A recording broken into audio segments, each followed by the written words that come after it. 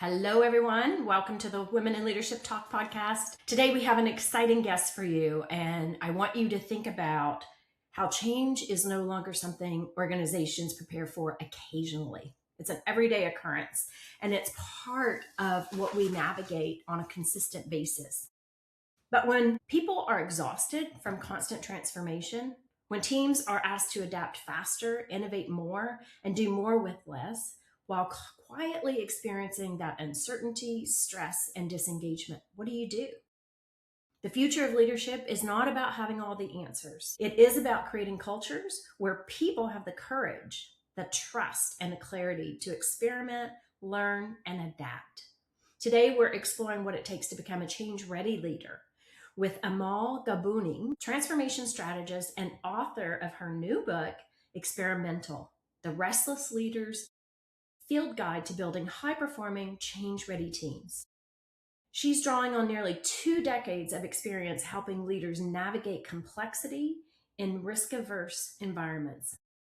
Amale shares how experimentation can become a leadership advantage, helping teams move from fear and hesitation toward curiosity, resilience, and action. So if you're leading people through uncertainty, AI disruption, restructuring, or rapid growth, this conversation will give you practical strategies to create teams that don't just survive change, but they thrive through it. Amale, thank you for joining me today. I'm so excited for us to dive into this conversation and really get into, what the motivation, the inspiration was for writing your book, Experimental. And I love how you have framed this because, especially in today's world, uncertainty and fear live within us consistently. And so it's how do we shift that neuroplasticity in our brains to go from what if in a negative way to a positive way. So let's talk about the hidden impact of constant change. We're moving fast and faster than ever. Technology is disrupting like so quickly. And so we have this constant fatigue for change. So what are leaders often missing about how constant change is impacting their people? And why does this really matter as it relates to performance? Such a good question. It's a big one to get us It started. is. Well, thanks for having me. I really appreciate it. And I'm also looking forward to digging into the topic. I guess I know you talked a lot about organizations and leaders, but I just want to take us back to the human first before we get to the organization even. Like as humans, we're just dealing with a lot right now. Wherever you're based, it doesn't matter. I'm in London, you're in Toronto. It doesn't matter where people are tuning in from. You're putting on the news and going, What is going on in our world? is this World War III? Are we safe? AI disruption. Wait, do I still have a job? Is my career, am I becoming obsolete as an individual? How do I pay my bills? How do I keep a roof over my head? So even before we get to organizational transformation, because that's the work side of us as humans, there's also just what's happening for us outside of work and how that's impacting our mental state before we even clock in to work Yeah. in the morning, right? That's a lot to deal with. And I'm sure, and if your listeners are a bit like us, we're in what's called the sandwich generation. We're sandwiched between responsibilities from the generations above us and the generations below us. I know some folks are juggling parents and kids and maybe even grandkids and siblings. That's a lot, right? And all while wondering, wait, do I have a job? Can I pay my mortgage? Am I going to get made redundant? And then you're expected to turn up at 9 a.m., put on your best performing self, and do a fantastic job at work. That's an unrealistic ask, isn't it? Yeah, Right? definitely. And to go back to your question, I guess the first thing that leaders are missing is that context. It's really easy to just to think about your team and why they might be struggling with a specific request or why they're struggling achieving a specific outcome or delivering a specific result without acknowledging the bigger environment that we're all having to navigate right now, both at work, because lots of organizations are shrinking, they're restructuring, they're cutting people, they're adopting AI and causing a lot of fear in their teams about what their future looks like, but also the context outside of work that's causing a lot of us to have that fear of what's next. Yeah, very true. And something you said there, Amal, I think is so important when you were talking about the disruption of AI and getting back to the human aspect. a lot of that fear kicks in because of our identity.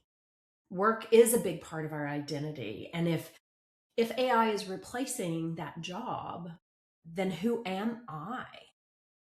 And how do I navigate the complexities? And I love how you framed it with regards to, it's not just the professional aspect, it's all aspects of our lives are, everybody's questioning everything now. 100%. And again, I'll share a bit more of a personal background, which I know Yes, is not please. part of our conversation, but No, it hey, is, might of be course, part of relevant. our conversation. Yes, it is relevant. Go for it.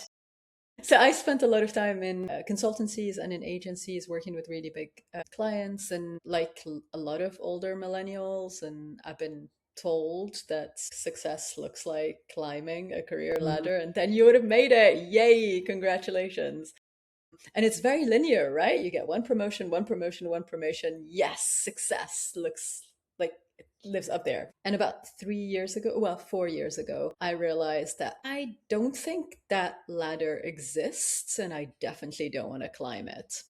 Luckily, I did that self reflection by choice, but I know that lots of people right now are doing it because they're being made redundant or, like you said, worrying about what the impact of AI and technology is going to have on their roles. But I think it's really important for us to, like, when we think about leaders, to just think of ourselves as humans first, right? Like, you lead people, sure, but you can't lead other people if you have no idea who you are, what's important to you, what's going on for you, and how that's going to affect other humans. So I'm lucky I got to have my little existential crisis by choice. love it. Love how you frame it. You know, I was 37 and genuinely for the first time in my life, I got to sit down and go, but what do I want to do next? Not what should I do next? Not what's the sensible next promotion or the next big role I should be chasing, but what do I care enough about to want to commit to doing more of in the next 5, 10 years? Again, really lucky I got to do that by choice and I could afford to retrain and start my own business. And because of my personal circumstance. But I know a lot of people don't have that, right? But I think it's regardless of what's going through or what you're going through, it's really important to just answer that question that you just 100%. asked. Who are you? I sometimes joke that I effectively have spent 20 years asking people, whether they're Fortune 500s or individuals, who are you? What do you want? How are we going to get you there? Like, as an organization, I'm a strategist by trade, so I ask people, who are you? What do you want? How are we going to get you there? I'm an exec coach, so I ask people, who are you? What do you want? How are we going to get you there? And I think a lot of us are currently having this slow moment where we don't know how to answer that question because we don't know what the impact of all these bigger trends that are impacting us are. And it's important to acknowledge that because that's a lot of uncertainty Yeah. to And carry creates a on lot the of side of everything else. Yes, exactly. Actually, when you were saying that, you reminded me of my earlier days when I first started coaching, and I was having a conversation with someone, and she had just left her career and by choice, toxic environment, blah, blah, blah, just had had enough. And so I asked her that question. I said, okay, so what's next?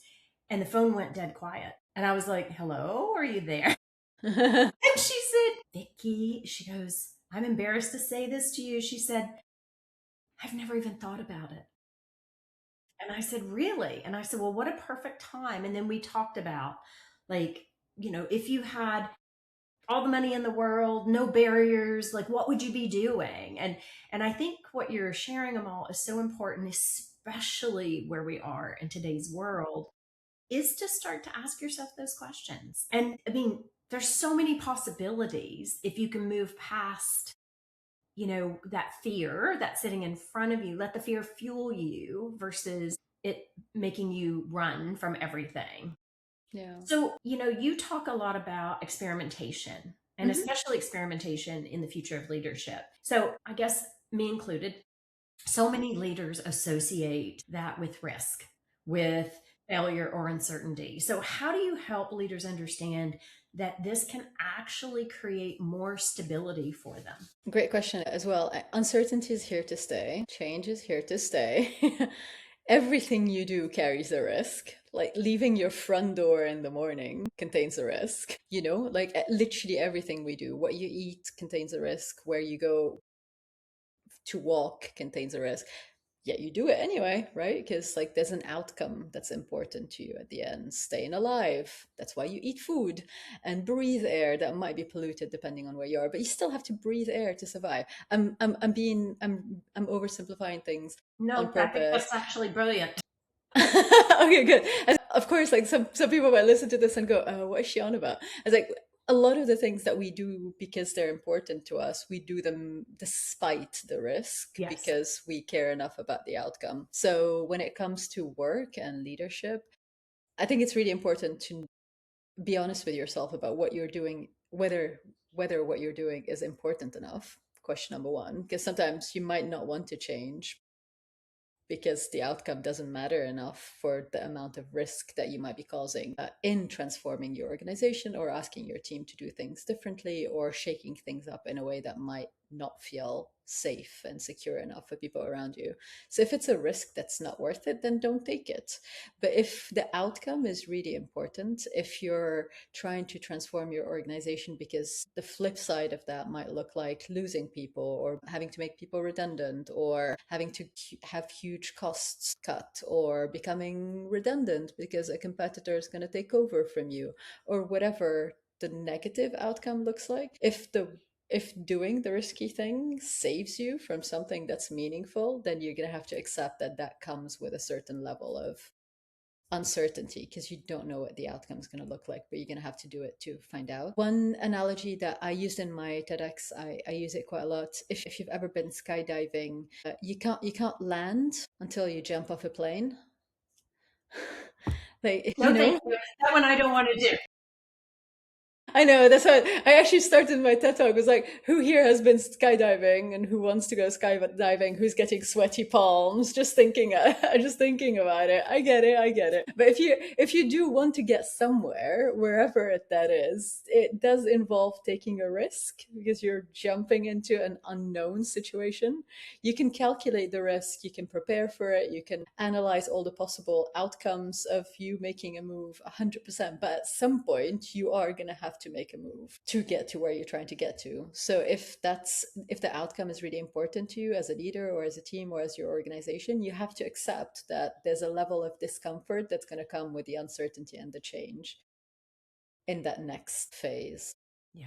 Well, and I think what you're describing is so true, right? And it goes back to, the what if scenarios. Like, you have a choice. You can say, oh, what if I fail? Or, what if this happens? But you can also flip that script to, wow, what if this is the best thing that's ever happened to me? Or, what if that one person who needs to hear this, it changes their life? And so there is calculated risk and really Of course. looking at, okay, what is the worst case scenario, but also what is the best case scenario?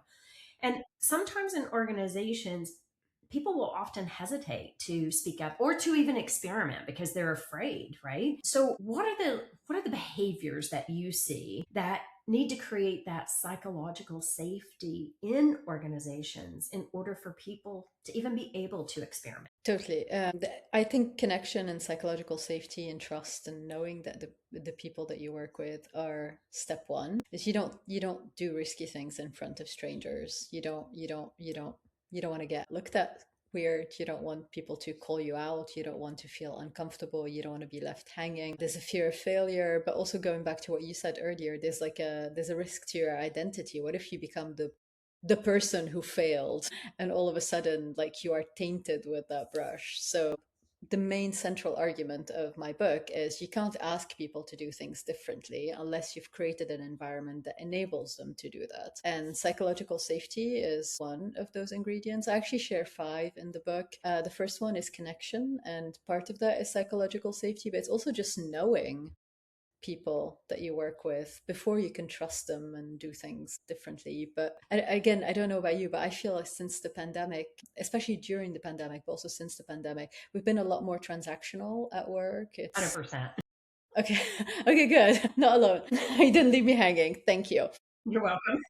I remember during the pandemic, I had a global leadership role and I was literally on back to back calls with people. And we just wanted to be efficient, which made us really ineffective because we were jumping straight to the meat and just going to work and like, let's go through the agenda quick, quick, quick, quick, quick. I didn't know any of the people that I worked with at the time because I started a new role. And there was no underlying connection. There was no knowledge of who these people are. I didn't know what was happening for them outside of work. I didn't really relate to them to the point where I knew what they were carrying coming to work, and therefore Mhm. I could be mindful of that as a leader and as a colleague. And I think connection is so important, which is why we do these things, right? We speak to each other and we have an unscripted conversation about what's going on for us because other people will connect to this. They'll see themselves in this conversation and they'll go, I'm not alone on the struggle Mm. bus, which is one of my favorite quotes from somebody I ran a workshop for. Nice. Literally, it's just being able to realize that you are not the only person who's struggling with something is so important. Clarity is another thing that's really important. A lot of organizations are saying they want to transform, they want to change, they want to grow, they want to adopt AI. No one knows what that is. My gosh, you're so accurate on that. Yeah. I know we say it, but we don't connect it. How? Why? What's your why? What do you mean? Like, you mean I can use my personal ChatGPT account, or I don't know. I don't know what you mean. So I think clarity is really important, and like just being really uber clear what you want people to do, why you want them to do them, how something's going to affect their day-to-day life, and actually clearing any blockers they might have along the way before you can ask them to experiment. So if say you're somebody who's trying to embed more experimentation in the way you work and people are like, not sure, cool, all right, let's explore that. Let's figure out why. Like, what's the real blocker behind this resistance, and get a bit more curious, which is the third ingredient, about what's actually stopping people from doing things differently. Some of it might be psychological and like fearing Sure. Of course. failure or fearing embarrassment or something else, but sometimes it's also just a genuine, like very practical blocker. I don't have time, I don't have the right tools, I don't understand what you're talking about. I need these three teams to get on board because without them I can do whatever I want, but it's not going to have the right outcome. So actually leaning into curiosity as a leader is also really important because it creates an environment where people don't feel like they have to have the answer, but they can actually work on finding the answer together. Because again, like if you're operating in an uncertain environment, you probably don't know what the answer is because everything around you is moving so quickly and there's so much uncertainty and change that like admitting that you don't know what the outcome is such a big, scary. And Sure. It again, is. like you said, our identity is like, oh no, I'm the leader, I should know everything, right? But I'm actually leaning supposed to into, know everything. exactly, it's why I get promoted, right? Being decisive and like just getting on with it rather than like, oh, I'm not entirely sure why we're going to Yeah, do let's this or what the unpack blockers this. are. Yeah, exactly. Let's unpack this. It's so important. I spent a lot of time in previous lives in innovation and design thinking and human centered design. Yeah, for me, when I discovered it, because I came from corporate strategy to that field and it was mind blowing shift. I'm like, you mean I don't have to tell people what to do? Wow. I just have to create an environment for them to question things and get to the answer themselves. Wow, incredible. We teach that to kids, right? Like curiosity and play and exploration. And then we get really serious as we grow up. Oh yeah, And then we're not supposed to think that way anymore, which yeah. We could do a whole exactly. segment on that, Amal. But again, like if you want to experiment, you're gonna have to accept that there's a level of uncertainty that comes with the outcome of the experiment, right? Like something might pan out exactly the way you planned it, and sometimes you might be surprised either by a different outcome or by learning you've collected along the way, or something that happened that was completely left came out of left field. You just absolutely did not foresee it. So curiosity is really important. The other ingredient which you mentioned in the intro is courage. It takes a lot of courage to do things differently. Yes. Admitting that you don't know the answer, spending time building connection, like doing anything that's a bit different takes courage. Building more experimentation, accepting you're not entirely sure of the answer, all of that just takes a lot of courage. And as a leader, again, it's scary for us to do that, but without us modeling courage, our teams are not likely to spontaneously decide to be courageous and do things differently because they're Well, not they'll be sure they very should. reserved. Exactly. And the last one is celebration. It's actually learning from whatever. comes out of the process, celebrating the good stuff, but also the bad stuff and surprising stuff. Because I mean, I spent time in corporate and everybody just talks about KPIs that we're hitting. Everybody wants to have the good news story. People get promoted and bonused based on positive performance. Nobody says, here's 6 things we failed at and here's what we learned from them. So actually just getting in the habit of openly talking about experiments that maybe didn't go to plan, but that taught us something is just as So powerful important. as, yeah. Yeah, that's so important. I love all your C's. I think that's really like you're talking my language. I love it all. And I want to go back to connection because I do think that is a starting point. I mean, without connection, you have nothing, right? And so the example that you gave, being a global leader, not knowing your team, and you're just jumping into execution instead of getting to know them. What were some of the things that you did to try to get to know them more intimately, not just what their role is in the organization? Yeah, and not just in that role, but I'll share some examples that I've done broadly. One of my favorite things is in one-on-ones, we don't talk about work. Like that's a rule of mine. Nice. Like I've always had one-on-ones with my team at least every 2 weeks, obviously one-on-one, and we never talk about work unless there's like something that's on fire that we need to address right now. In which case we'll reschedule our one-on-one and talk about work during this time slot that was in the diary. Because one-on-ones are there for me to understand who you are as a human and what's going on for you outside of work, what you need from me to be effective, what you're struggling with, what you're enjoying, what you're not necessarily feeling on track with, like both in terms of learning, but career progression, all sorts of other things. So, yeah, my one on ones, I always start with like, what's happening, like outside of work, just fill me in. So, I very am very nosy about what's going on for people. I Curious. think like Curious. curious, yeah. So nosy is such a British thing. I'm very nosy. Like just ask people because like that's why you find out that somebody like I don't know, like you've got a parent who's ill and you're having to take care of them. I hired somebody recently and she shared the story from a previous role that she worked at. Her mother-in-law was dying over several months and she didn't take a single day off, and she took her laptop to hospital and she worked by her mother-in-law's bed for months and didn't take a single day off until the day of the funeral. And everybody at work's like, "Oh, you're taking a day off. What are you up to?" And it's like, "Well, it's not it's not a fun story. Like, actually, I'm going to a funeral. Oh no, we didn't know. Was it sudden? No, it's actually been going on for months, and I've been sitting there on crappy Wi-Fi on my laptop trying to do my job." Like that's the stuff that you miss, right? Like when you don't understand what's going on in people's lives. And I've never wanted to be the kind of manager or leader who doesn't know what's going on for people, because I think you miss a trick, but you also create a very, you used the word toxic earlier, and you create a really toxic environment where, in my personal opinion, people don't feel like they can bring their full self to work.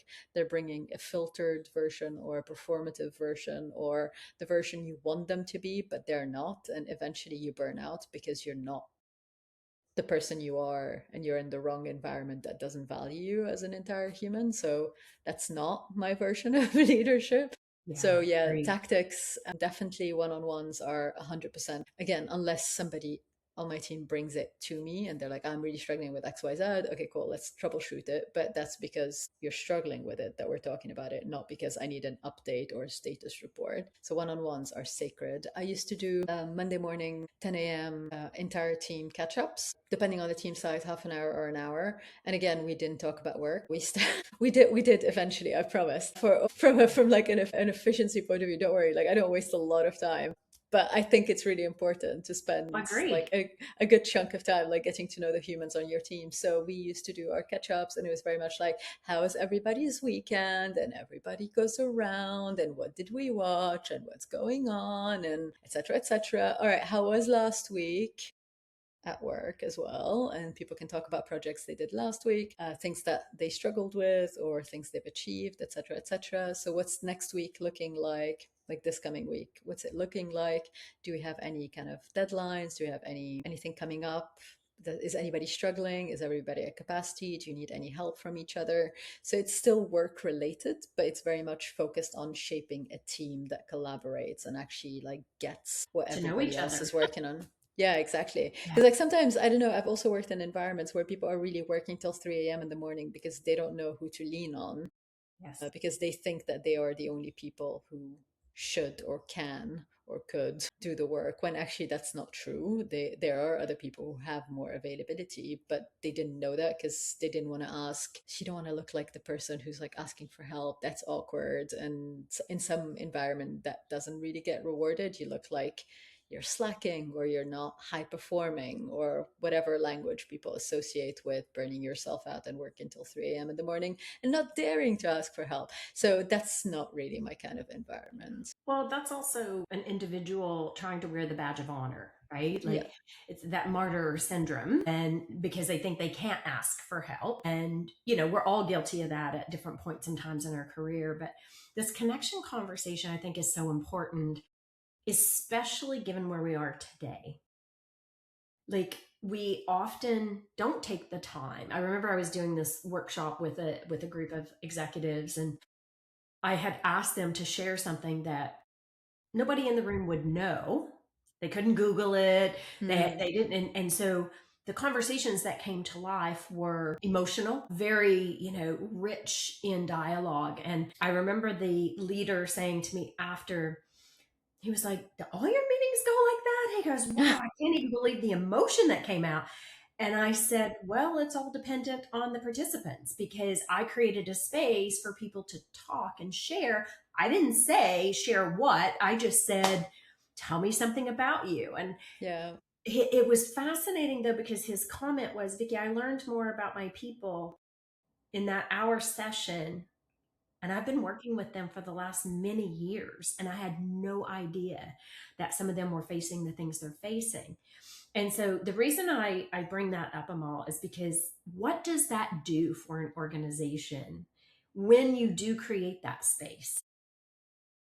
First, like you were talking about that session, I sometimes use a technique called Lego serious play in my sessions. It's a facilitation technique. It involves genuine Lego bricks where you basically build something, but you assign it meaning. So you're building a metaphor. You're not necessarily building a real object. And I run lots of sessions where I ask people to introduce themselves to their colleagues by building a model that represents them or how they're feeling today, or like what their strengths are, what they bring to work, how they work when they're at their best, all sorts of like different prompts just to help them understand each other by, again, taking the emotion a bit out of the conversation, because some of the folks I work with sometimes it's a bit awkward to talk about feelings at work. You shouldn't Yes. be talking. You don't want to do that. What do you mean feelings? Ew. We don't feel things. We're humans. We're high performing. We're leaders. We don't do feelings, which is another conversation that we can have as well. So sometimes I get them to like build a model, and there's so many stories I can tell you. But one of my favorites was somebody.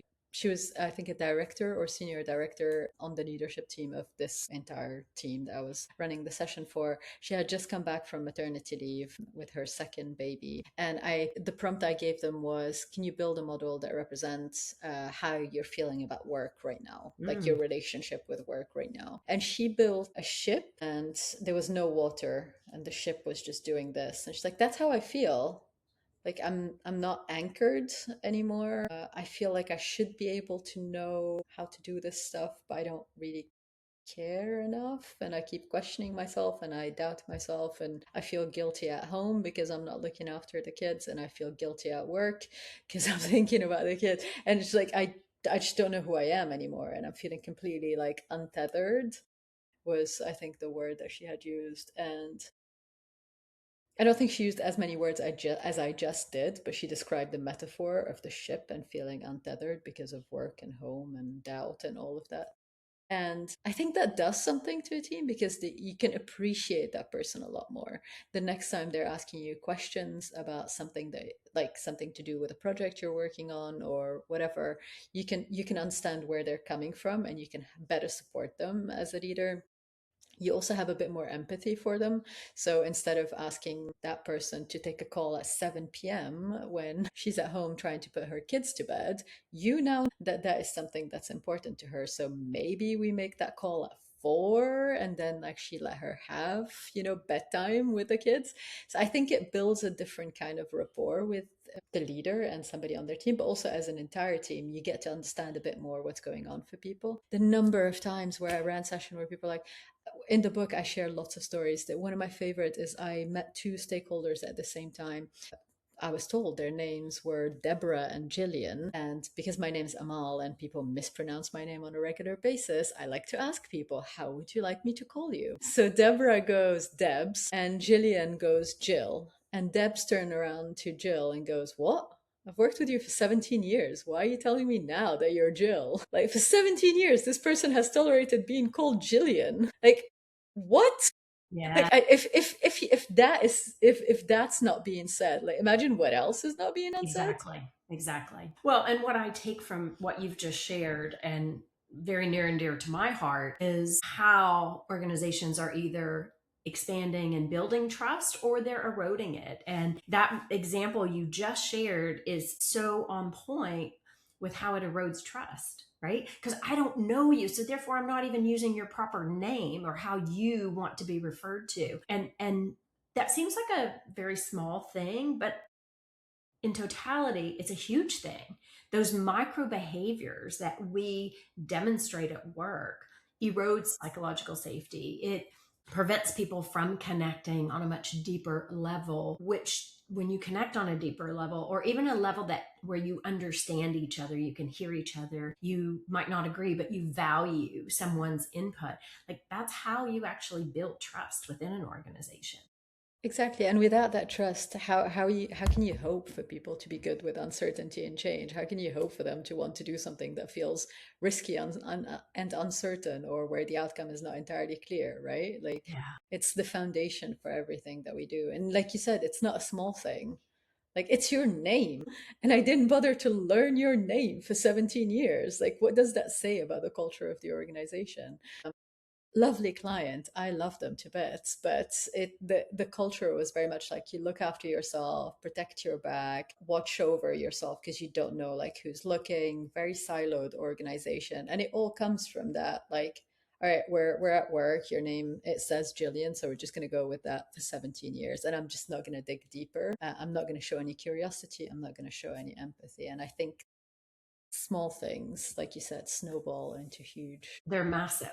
They're Yeah. massive. And they Yeah. have a very substantial impact on each individual because, that creates a lot of self-doubt, and self-trust is very much about building confidence and how we engage in an environment. And this is not just about your colleagues. You think about that ripple effect then of how it translates to the customer or the end user of who you potentially are working with.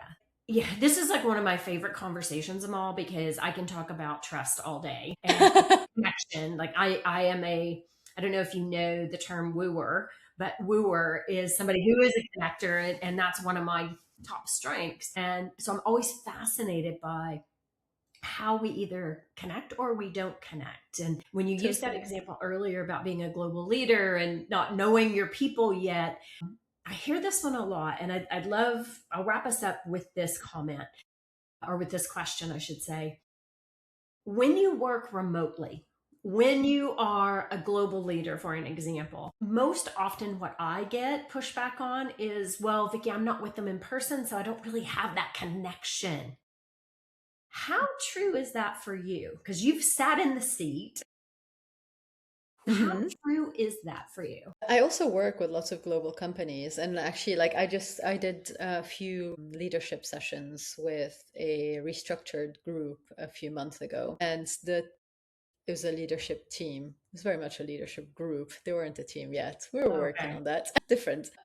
great people, but spread from the West Coast all the way to Asia and anything in between. So even like from a time zone perspective, getting together was almost impossible. So I accept that that it's harder to connect remotely. What I don't accept is that it's impossible to do. I think if you're intentional and you genuinely value building connection, you can do that remotely. Because I can still have a conversation with you as an individual remotely, right? Absolutely. Like I've never met you before and we're having a great conversation, right? So if I'm being intentional as a leader in building that connection with my team, then I can find time to do that remotely. Of course, it's not going to be at the same depth or at the same frequency as you would if you're organically like popping into the office and like bumping into people and having conversations or overhearing conversations. Of course, it's going to be a bit different. But if you're intentional enough about wanting to build connection and you understand the value of it, you can do it. I like that we've only spoken about one chapter in the whole book, connection, but it's so important. Another story I share in the book is I interviewed a bunch of folks for it, and one of them, her name is Harriet Green. She used to be the CEO of IBM Asia. She had a team of 110,000 people. I'm going to repeat that number: 110,000 people on her extended organization across all of Asia Pacific. And the reason I spoke to Harriet is because she used to be the CEO of a company I was a junior contractor at about 15 years ago. And 15 years ago, the CEO of this company where I was on a 6-month contract would stop by my desk every single day and say, "Good morning, Amal." And I'm like, she knows my name. Why does she know my name? Why is she bothering to say hello? Like, she doesn't have to. She's the CEO. I'm here for 6 months and then I'm gone, you know? But she still believed in the power of connection. So I asked her, how do you do that? Like, you've got 110,000 people across all of APAC. I know you from one office, but I'm sure you're the same person. And she's like, yeah, of course, because if you're leading people, you have to know them. And it's Yes. like connection is kind of like a door. It opens the door into discovering who the person is behind the surface. And if you do open the door, then you get to know them. And if you get to know them, then they trust you. And if they trust you, then you're more likely to work effectively together to get to where you're trying to go. And she was saying you can do remote town halls, but just like make them like focus on a specific topic. You can have breakout sessions where you bring people together. I facilitate lots of sessions remotely. I've done sessions for hundreds of people, and there's always little breakout groups where Yes. people chat and you guide their conversation. You give them little prompts, you give them things to talk about. So I can go on about this for a long time, but I think they can, like you, because I think it's so important. So I think it's an excuse to say you can't build connection remotely. I do agree. It's probably not to the same level of depth you would get to if you were in an office where kind of more casual, impromptu conversations can happen. But if you're intentional enough about building it, then you can find ways to bake that into Love that. Love your that. Well, process. and thank you for sharing that because I hear that so often from leaders. And there's also organizations that have gone 100% remote. I work pretty much 100% remote myself and did that consciously years ago. And yet during COVID, when we were in lockdown, I actually grew my connections probably tenfold. And to your point, and audience, I'll just share this with you. When Amal and I first started talking, I said to her, this conversation should be like you and I sitting on your couch, having a conversation, getting to know each other, getting to know what she's excited about, getting to know what I'm excited about. And so, very quickly, I know we have to wrap up, Amal, but if let's just focus on connection for a second. What is one thing you would want our audience to do after they've listened to this episode today? Ooh, one thing. It's such a good question. I guess it depends on your starting point. And I sometimes work with folks. Again, you're in Toronto, I'm in London, we're in big cities. In big cities, you don't talk to people, right? Like you just I go, do. "Ugh, oof." You do. Okay. Yeah. My daughter gets We mad at me don't. all the time. She's like, stop making eye contact. But like sometimes I feel like even like in our everyday lives, we've like lost connection. Like you don't chat to people at the cashier. You don't like, you just want to be efficient. You just go in, out, like you self check out at tills. We've lost connection, like just in everyday life. So sorry, that was a bit of a tangent, but sometimes folks I work with who are maybe a bit more introverted and a bit awkward about like starting conversations at work about personal topics, I'm like, all right, cool. What's a low stake moment in your everyday life where you can spark a conversation with somebody you normally wouldn't. Yeah, Like I've spoken to strangers on the street, they're like, "Oh my God, I love your shoes."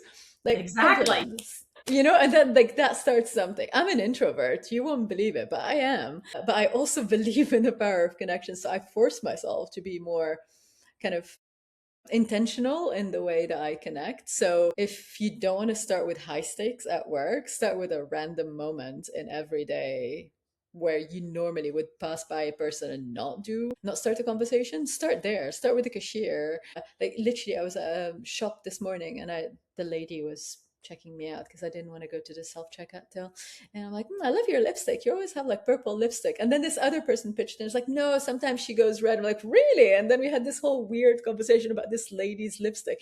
I probably won't see this person again or start another conversation on this topic with this person again. But it was a low stakes moment to one, connect us in that space, but also get myself kind of in that headspace. And then at work, maybe one challenge could be find out something about someone you work with that you didn't know. Love that. Just it could be anything, right? Like a hobby you have outside of work, like something you have in common, maybe that you didn't know you had in common. I ran some leadership sessions recently and I got them to share three things. One was because, again, they didn't know each other that well. So I'm like, I'm going to ask you to share three things. One, it's a place that has shaped you or influenced you in Mm-hmm. some way. Some people shared where they're from, where they live, a place they've traveled, whatever. Like low stakes, again, like it's not an uber personal question, right? You can shape it in a way that's not super personal. I asked them to share a song that represents their current mood. Mine was Under Pressure because when I was running that session, I was in deadline mode for the book and I was really feeling under pressure. And it just told them, like, that's what I feel like. And the last one was this one, maybe a bit more personal, but I worked my way up to it by asking the other questions.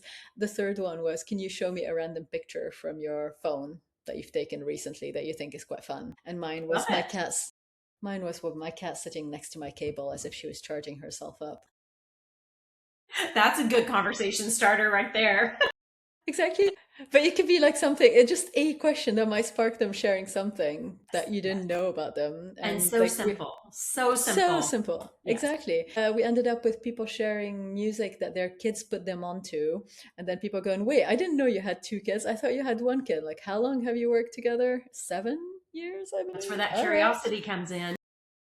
So just ask a question that's an unexpected one. Again, work your way up to personal Love it. questions. You might not want to start with like an uber personal thing, like tell me something that's going on for you People outside of will work. tell you what they want you to know, Exactly. right? So, just keep it open and be curious. So, Amale Ghalbouni, where can people find you? They may have questions about experimental and going through navigating change and complexity. So, where do they find you? I'm on LinkedIn. I'm sure like the show notes will have my name. I'm the only one in the world with my name, so you cannot connect with another Amale Ghalbouni. I'm the only one. So look me One up. of a You will kind. find me pretty much. Or you can, if you're looking to grab the book, you can grab it on Amazon. It's available globally. If you want to connect with me, like I said, on LinkedIn, or if you want to explore working together, maybe drop me a note. Again, LinkedIn is probably the easiest Nice. way for us to Thank connect. you. Of Thank course. you, Amal. Such a pleasure having you on the show today. And as I said, genuinely trust, connection, those are like hot topics for me. I absolutely could talk about those for days. And I love the way that you've pulled the C's together as you navigate change and experiment. So thank you for joining us today. Thanks for having me. My pleasure. My pleasure. And audience, thank you. We know you have a choice as to who you listen to. And there's a lot of podcasts out there. And so we really appreciate you continuing to support us. Share the episode with someone who needs to hear this today. Give us a like. Let us know how we're doing. We do appreciate you so much. My parting thought for you would be, what do you do at work to create trust? What do you do at work to create trust? Pop me a note, DM me, let me know. I'd love to hear your thoughts on how you engage with trust and even what trust means to you, because we all have a different definition. So I'd love to hear from you. You can find me at Vicki@willempowered.com. You can reach me on LinkedIn, visit our website, but would love to connect with you and hear your thoughts on trust. So thank you again for joining us today, and we'll see you on the next Women in Leadership Talk podcast. Take care, everyone. Thank you for joining us for Will Talk, sponsored by Women in Leadership Empowered. To learn more about our programs, please visit www.willempowered.com. We look forward to seeing you in our community.